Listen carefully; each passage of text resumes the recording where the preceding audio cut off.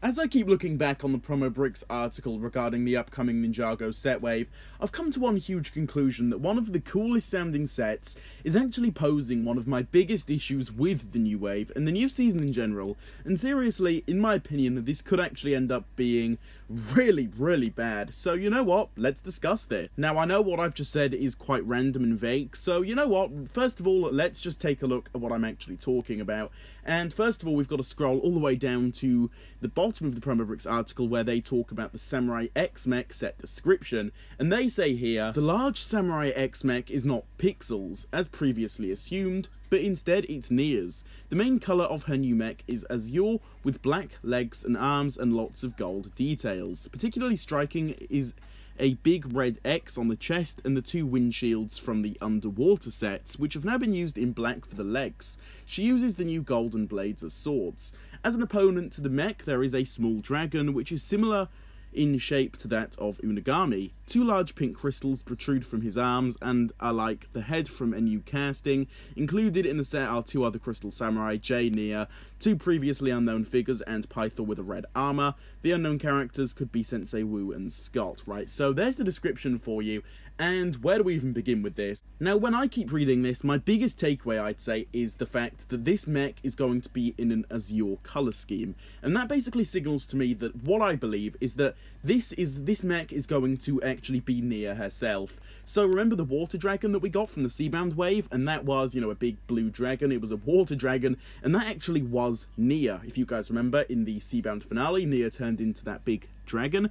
Well, honestly, I think that this mech could seriously end up being Nia, right? Because it all makes sense with this whole azure colour scheme. Now, there are going to be some gold aspects to it, so I'm not too sure what that could be. Maybe some kind of additional armour, but for the most part, I'm going to place a bet here and just say that this mech is looking to be actually Nia herself, and that Nia has basically used her newfound water powers to transform into this big mech. Now, why is this troubling, you may ask? Well, to me, this seems like Nia is instantly going to be playing a big role in the season. I think this kind of gives it away, to be honest. Nia is getting basically one of the biggest sets of the new Ninjago wave, so if she wasn't really going to be a big part of it, I highly doubt she'd be getting a massive mech like this. Remember, guys, this mech is meant to be one of the biggest we've ever seen, I believe, so for Nia to be getting that, it's just going to be insane. And this signals to me that Nia is going to be returning, still in her Niad water form, but still, regardless, she's going to be playing a big role in this new form, and yeah, that's just instantly kind of troubling to me personally. Now, why do I even think this is a bad thing in general? Why do I think that Nia returning is bad? Do I hate her character? Well, no, actually, it's quite the opposite. I'm a huge fan of the direction they've taken Nia in Seabound, and I really just don't want that to basically all be undone this quickly. Now, yes, I get the fact that she's still going to be in her water form, so that's definitely a plus side here, but I just feel as though there's so much potential with these new character arcs that the ninja could be going through due to the loss of Nia, and for her to just be returning, I just don't really like the sound of it at all, and it's almost kind of predictable in the way they're going to be taking this story, I'd say, because I think what's going to happen is that the ninja are going to be going through some kind of depression arc towards the beginning, and then Nia will be returning, and it will kind of just instantly be over. Now, granted, yes, she is in her water form, but still, I don't really think that changes anything in this kind of context, and I'm just not really feeling the whole idea of Nia making a big return this soon in the next season.